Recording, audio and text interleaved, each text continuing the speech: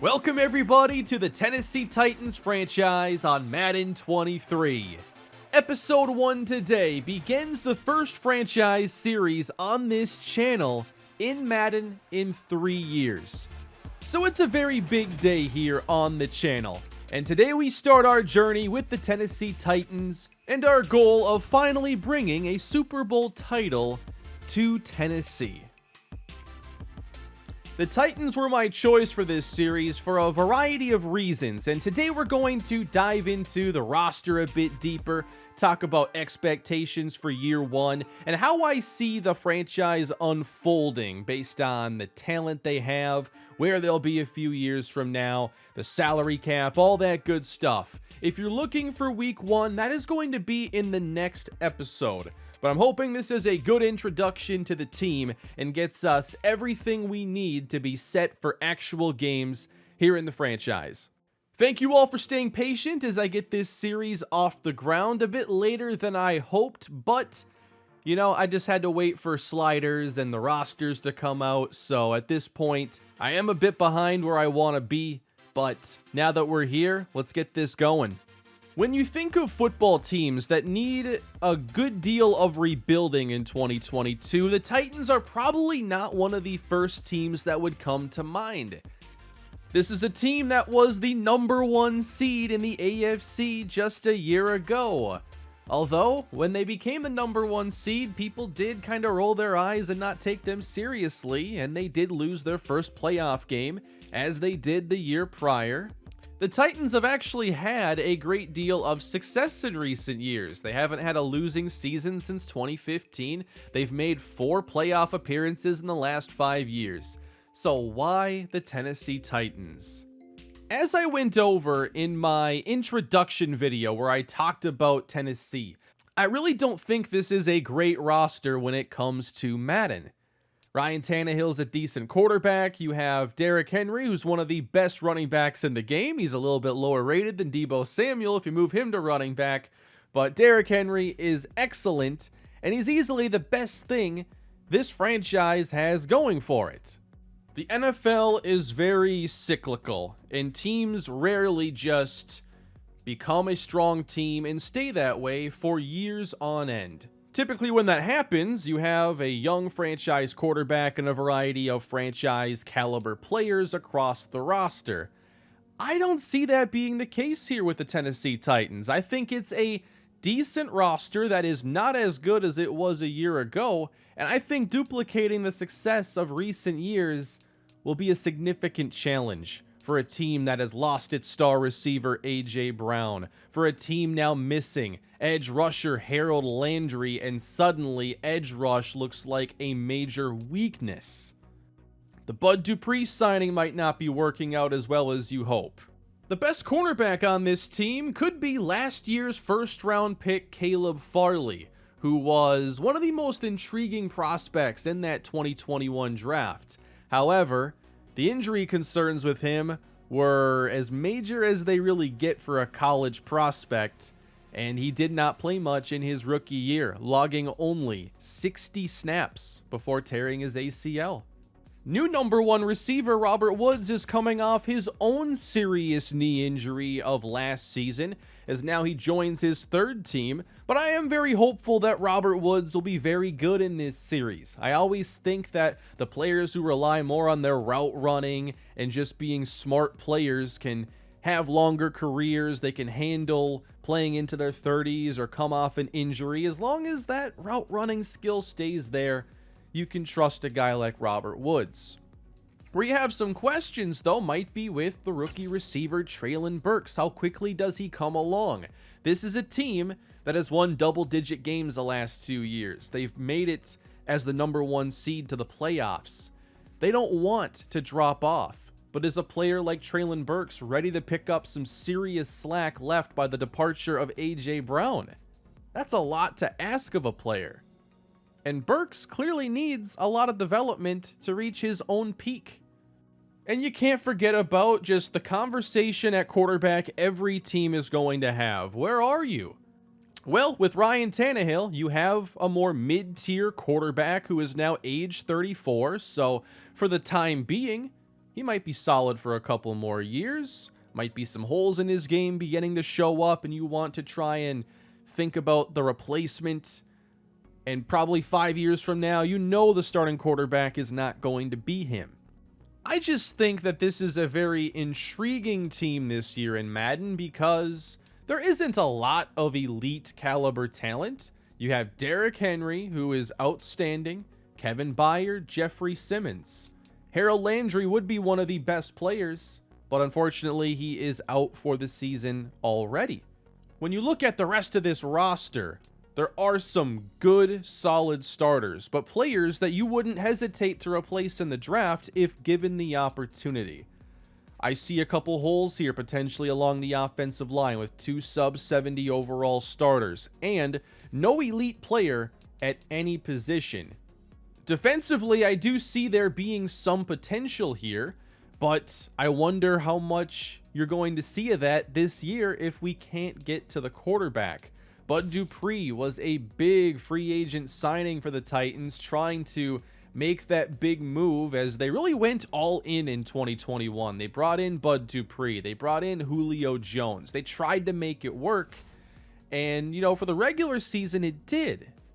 Now we got these cap hits to worry about as Bud Dupree approaches his 30s. And then you consider just the league the Titans play in. This AFC, man, it is absolutely stacked. And look no further than our Week 2 opponent when we go on the road to face the Buffalo Bills. That is the best team right now in the NFL, arguably. You'll notice here when it comes to overall, there is a pretty steep decline in overall rating. Just a handful of players above an 81. And this 81 range, you know, are your more average to slightly above average players, solid starters. But this Titans team, I just see them needing a lot more than they have if they want to reach their goals. So on the quest to build the Tennessee Titans into a Super Bowl championship organization, I've brought a familiar face with me, the new head coach of the Titans, bringing a fresh offensive perspective to the team, will be the Mackey Award-winning star tight end, Hayden Jean-Charles, from the Kalispell Dynasty and the Broncos franchise, although we never played with him in that series. But even though that series is over, the Jean-Charles family continues leaving their legacy across every series we have now. And by the way, I did create this file today. You're now able to go in the Cloud franchise and choose your starting point as Week 1. And one perk you'll get doing it that way is that it'll have the practice squad set to what they are in real life for the most part. In real life, you're going to be seeing 16-player practice squads, and there are some veteran spots now available. But at least in this version, this roster you get when you start out, there will be some veterans on the practice squad. So we do have Josh Gordon here on the team.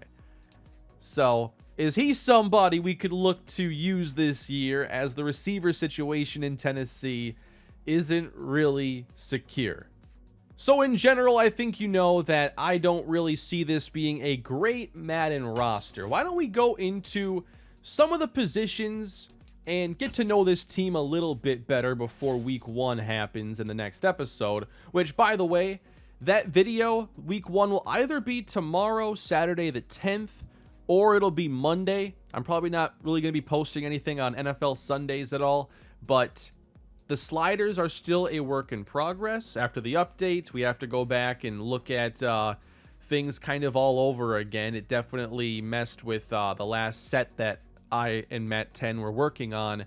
But we have them in a pretty good spot right now with a few adjustments. And if I feel like the gameplay is good enough, I will make sure that video is ready to go tomorrow. If it's not, tomorrow's video is going to instead be in the UTSA Dynasty. I already have that episode mostly complete. I'll go through settings and stuff more toward the end of this video, but let's talk about the roster a bit more position by position now. So Ryan Tannehill and Malik Willis are the only quarterbacks on the active roster. Logan Woodside is on the practice squad. I've talked about Tannehill. I think that for a year or two or the duration of his current contract, you could probably expect him to be the starter as we look to see what's next. It's a very similar starting point to like using the Vikings, where they have Kirk Cousins, similar overall, similar contract, 2 years. That gives you a little time to try and either develop Malik Willis or find the next guy. And you have to be intrigued with Malik Willis, 23 years old, out of Liberty. He's got an outstanding arm, great speed. He's a special player, and we want to see if he can develop into this team's franchise quarterback. He was a third-round pick. There is no guarantee it works out, but there's a lot to work with, and I think there's an easy argument to say that they were lucky to get him in the 3rd round. But I also look at where this team is in year 1 and think that, all right, there's no reason we shouldn't be using Willis in some capacity as a rookie. We don't have this amazing, talented offense, so we're going to have to manufacture some stuff and get creative. So I do have some packages in mind to use Willis early on. Although I think that this game, it's not as easy to use the mobile quarterbacks as many others are. The acceleration and movement in the pocket just doesn't allow you to make all the same plays maybe you did in other games, but there's still some cool things you're able to do. If this team were to lose Derrick Henry, they would be in serious trouble. But with Derrick Henry, he's one of the best running backs in the NFL. He is 28 years old now, and I am expecting in year 1 to give him as many carries as he can handle. I don't want this to be a team that throws the ball very much, and I think 300, 350 carries is in the cards for Henry. At the same time, I'd like to see what we have behind him. There are 3 more running backs, and Dontrell Hilliard to me is the most intriguing. I like that speed acceleration combination. I think you can do a lot with that, but is the power or make you miss ability really good enough?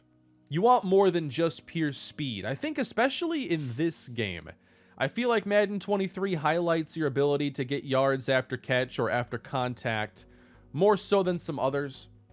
And Hassan Haskins is intriguing because I feel like his power has a chance to be better than Hilliard's. Although I think both are in a similar spot right now, and the true RB2 is really going to be up in the air. Julius Chestnut out of Sacred Heart, the rookie. He does have some interesting ratings here. I do notice that none of these running backs are like great at catching the ball out of the backfield. Chestnut seems to be the best, and that's a role we might want to add to this offense. So something to keep in mind there.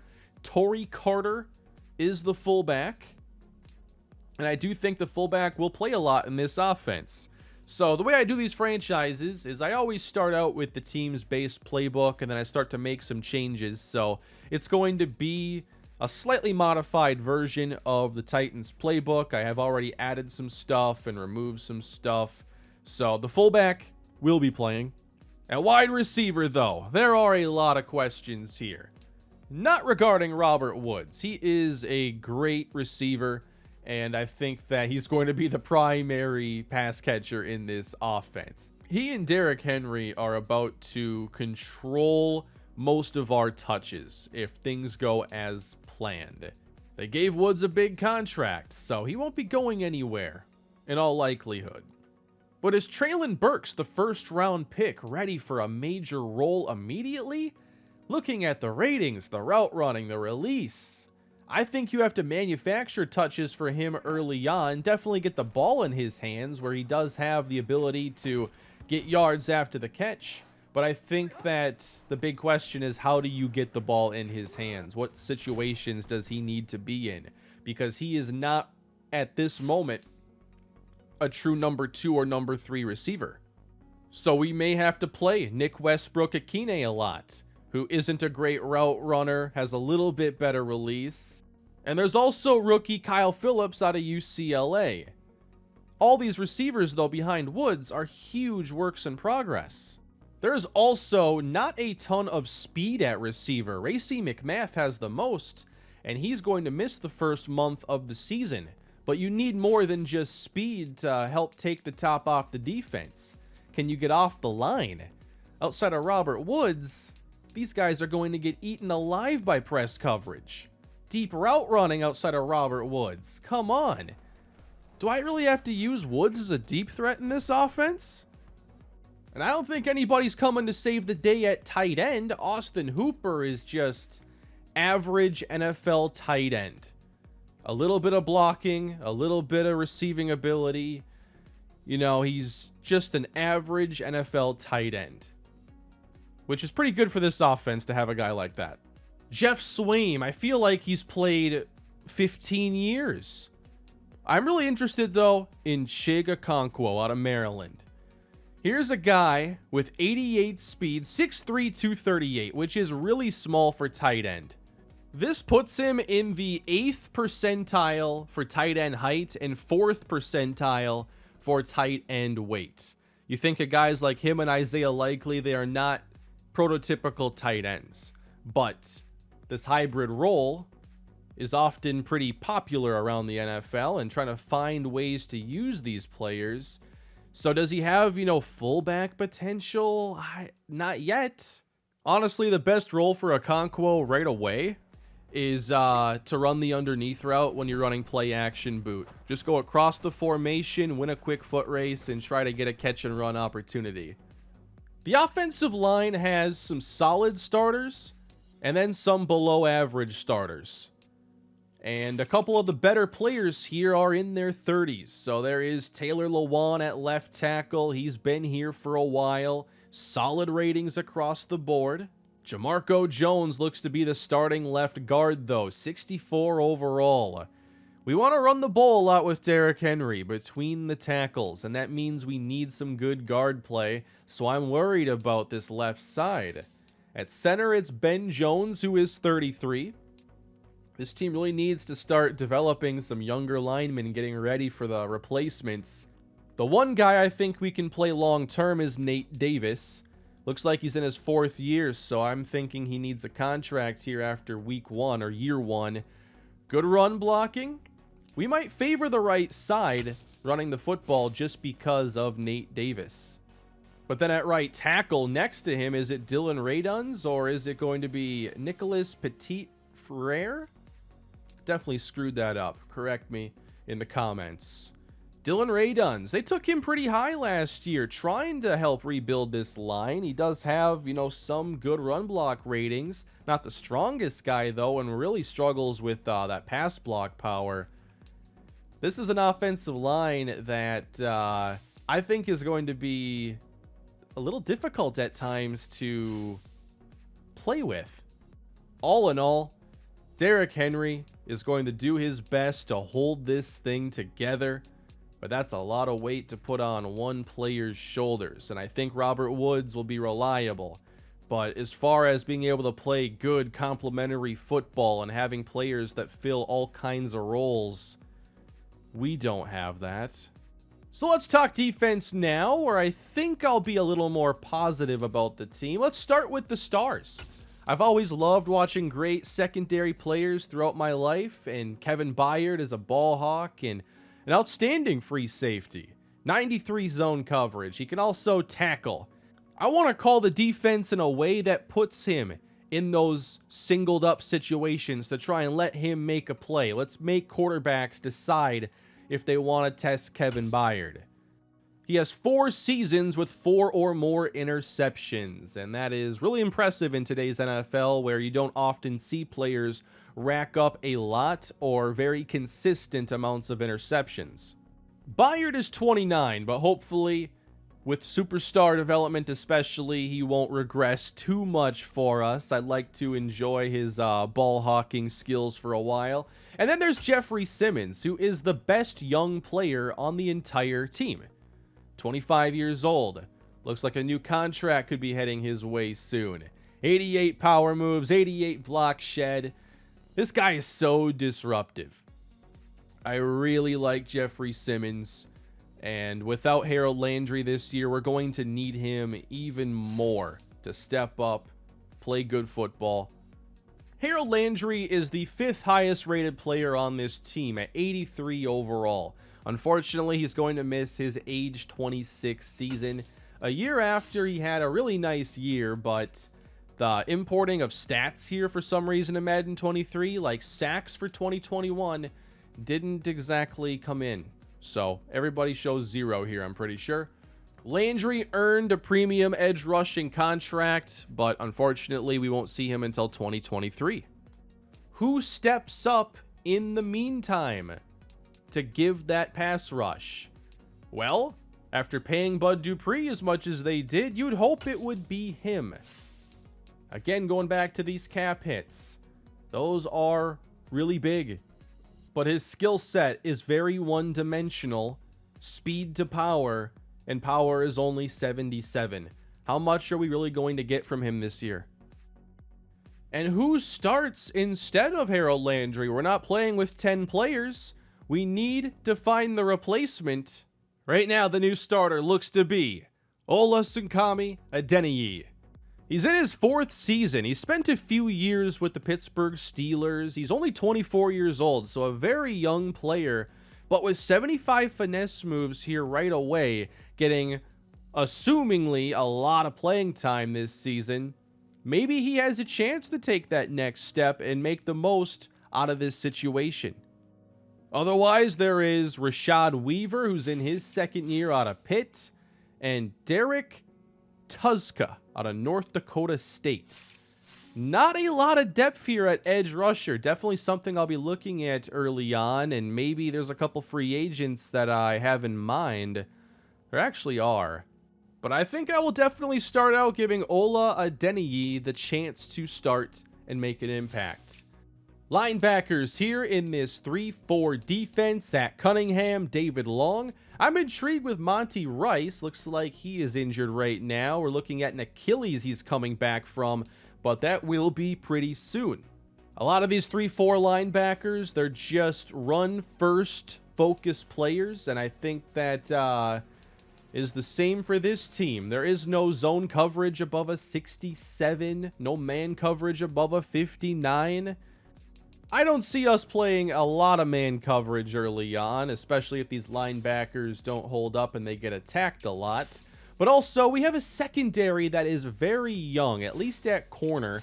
We talked about Kevin Bayard already at free safety. Amani Hooker is at strong safety. Now, the safety situation seems pretty stable, but it's always tougher on a safety when they have cornerbacks in front of them that aren't great.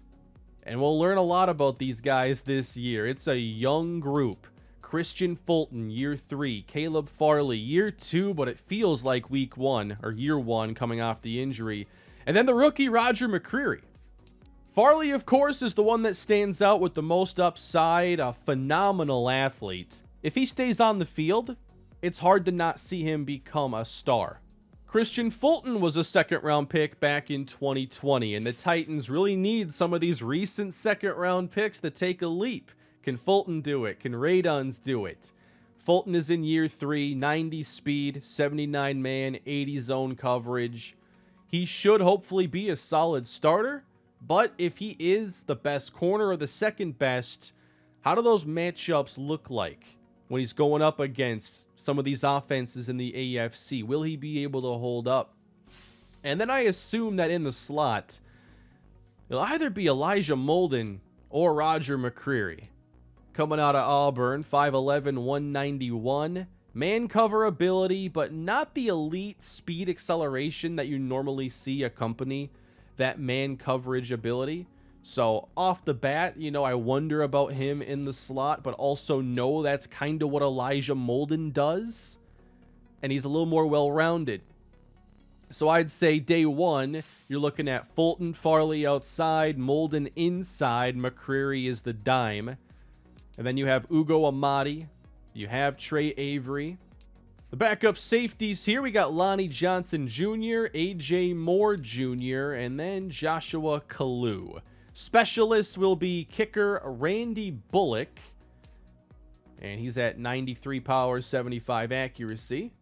And the punter, Ryan Stonehouse. And rounding out the defense, by the way, on the defensive line, we have Jeffrey Simmons. We talked about him. DeMarcus Walker and Kevin Strong are his backups. At left end, Danico Autry, another solid veteran starter who likely won't be a long-term solution for us, but Autry does have some run stopping and some good power moves in his game. Maybe he takes a nice leap for us this year.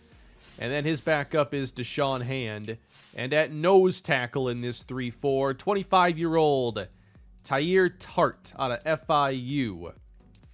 And he has solid strength, okay block shed, okay power move, might have a chance to develop into a more reliable player. And his backup is Naquan Jones.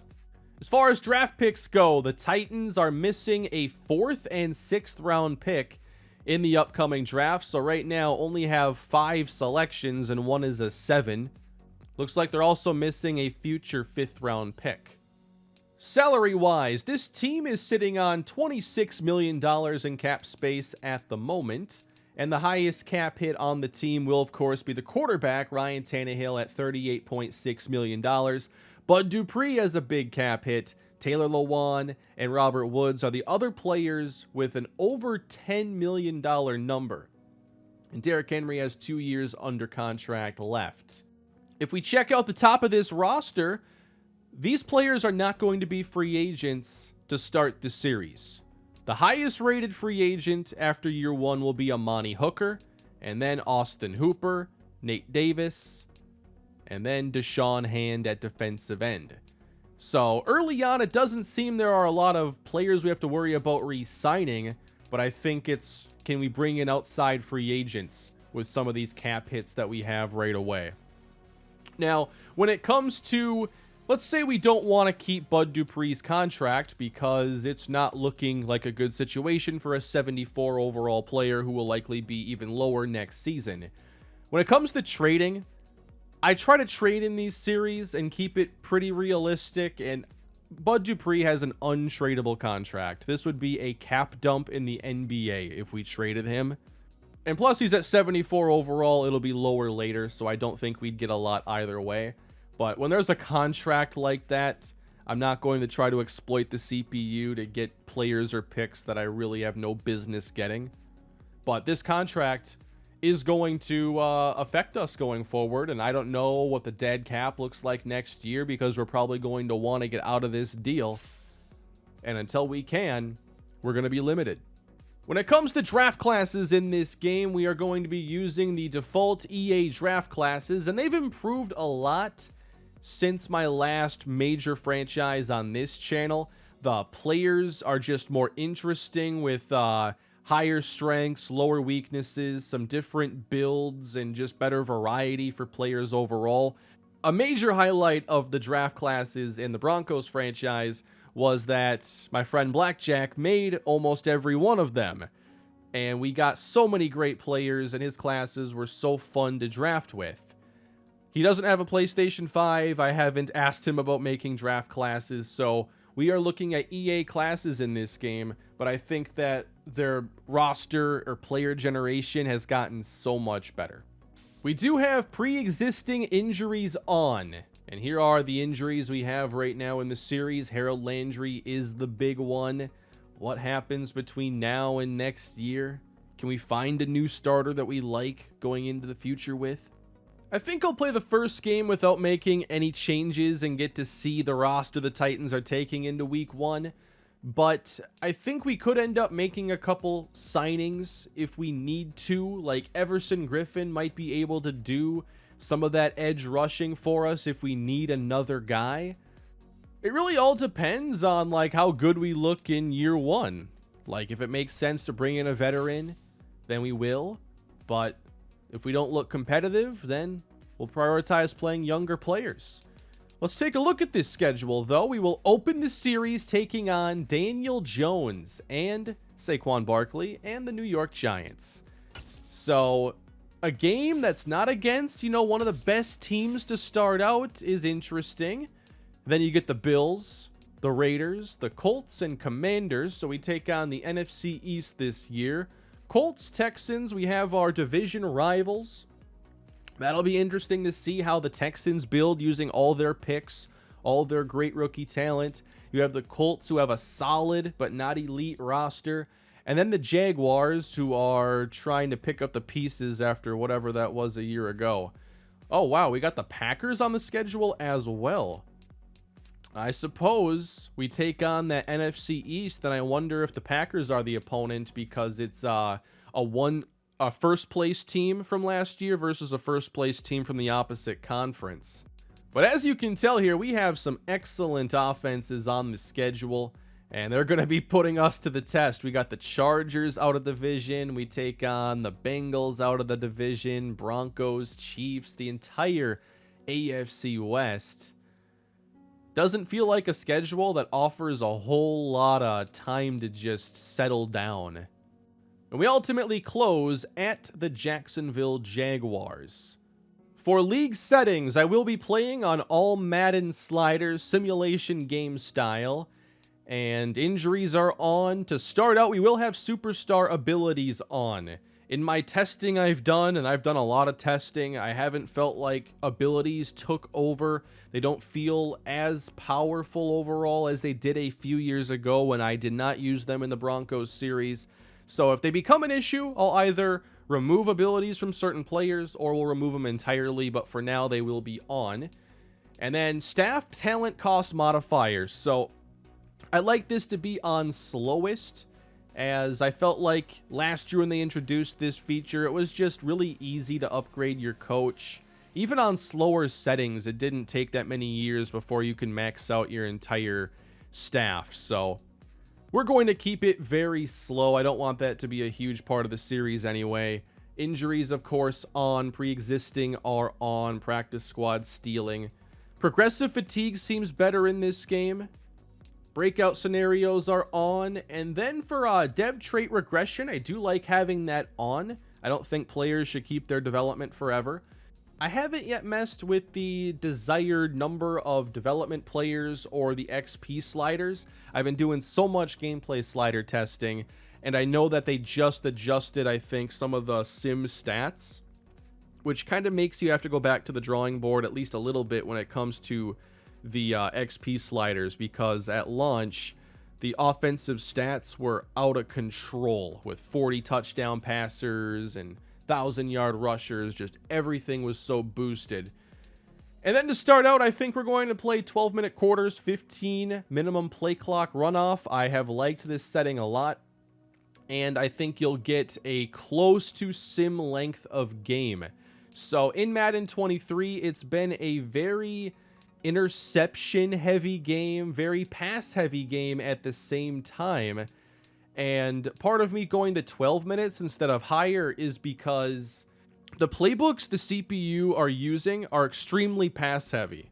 And the more passes you have in a game here at Madden, the longer it's going to be. And the longer it is, the more we might see some of those interceptions that aren't very good. And those numbers can get out of control.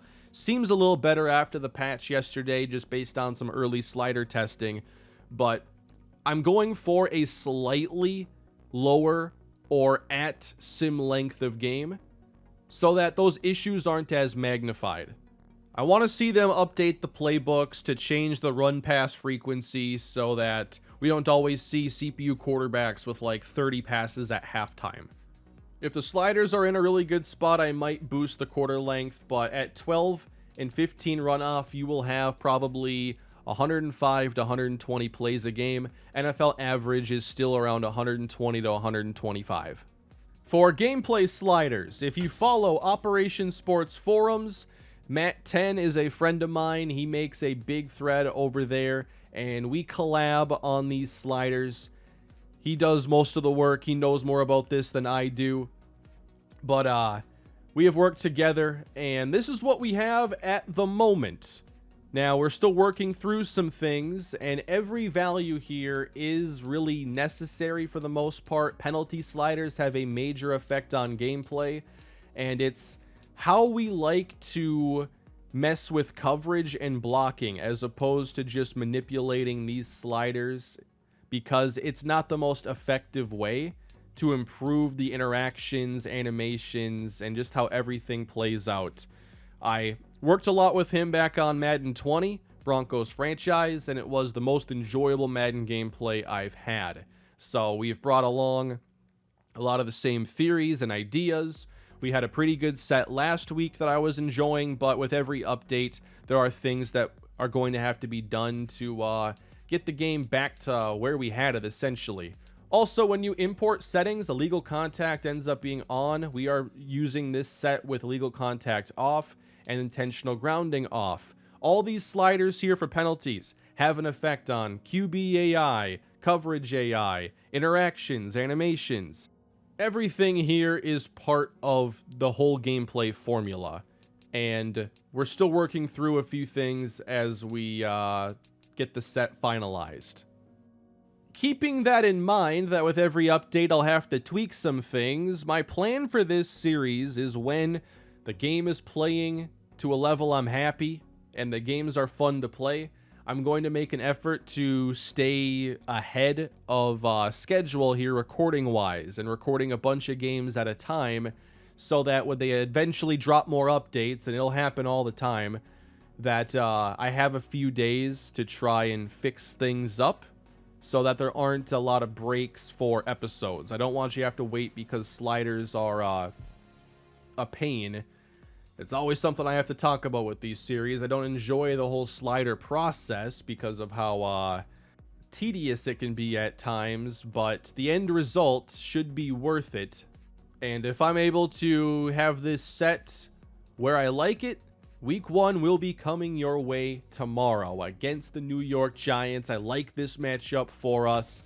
I think it gives us a chance to kind of get our feet wet here with the offense, and I expect it to be very run heavy. I expect us to run probably 55-60% of the time, but if we're losing a lot, we're not going to be able to always stick to that plan.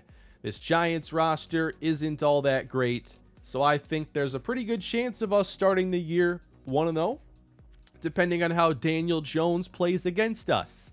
And we'll try to rattle him and force some mistakes and see if we can at least start the season strong. We can take a quick look here at the re-signing of players, but we already know who the free agents are. And I don't expect that we'll hand out too many big contracts after this year. I would have interest possibly in Amani Hooker. We'll see how he plays and if he makes a big impact. But looking at the ratings and everything, I think that I'll want to re-sign him and Nate Davis. But I'm excited to start rebuilding the bottom of this roster, trying to fill some stuff in the draft. Oh, wow. Dontrell Hilliard's 27. So, yeah, you really got to think about Hassan Haskins more so as that RB2. He's younger and under contract longer, so that'll definitely be part of this. And obviously here we're right at week 1, so I'm not going to play preseason. I don't feel like I really need it because I've played so much slider testing the last couple weeks. I have not played with nor against the Tennessee Titans. That's just something I do every time I'm starting a franchise. I do not play with them in any way until the series gets started. I did practice earlier to get some clips, and that was it.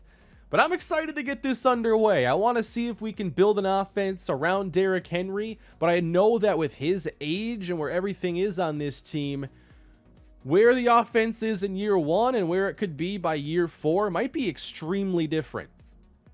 Running backs age gracefully, though, in Madden, so I think Henry has many good years ahead of him in this series, unless they've changed something with the regression that I'm not ready for. Taking a look, though, at this depth chart that is set, it does appear that Aaron Brewer is actually the starting left guard for Tennessee. He does have a little bit better awareness, but the ratings just in general aren't a whole lot different from Jamarco Jones. I'm looking forward to getting this series underway. I hope that was a good episode 1 for getting you introduced to this team and introduced to this franchise. I do think there's a lot of work to do, and I am very excited to get a new franchise on this channel underway. Week 1 is coming soon. I will do everything I can to try and make that happen tomorrow, but if it has to wait till perhaps Monday, then It'll just have to be that way. But we'll see what I can do. And I'll see you all in week 1 when the Tennessee Titans take on the New York Giants. Thanks for watching the video, everybody. Please drop a like if you enjoyed it and are excited for this new franchise. Subscribe to the channel if you haven't done so, and I will see you in week 1. Have a great day.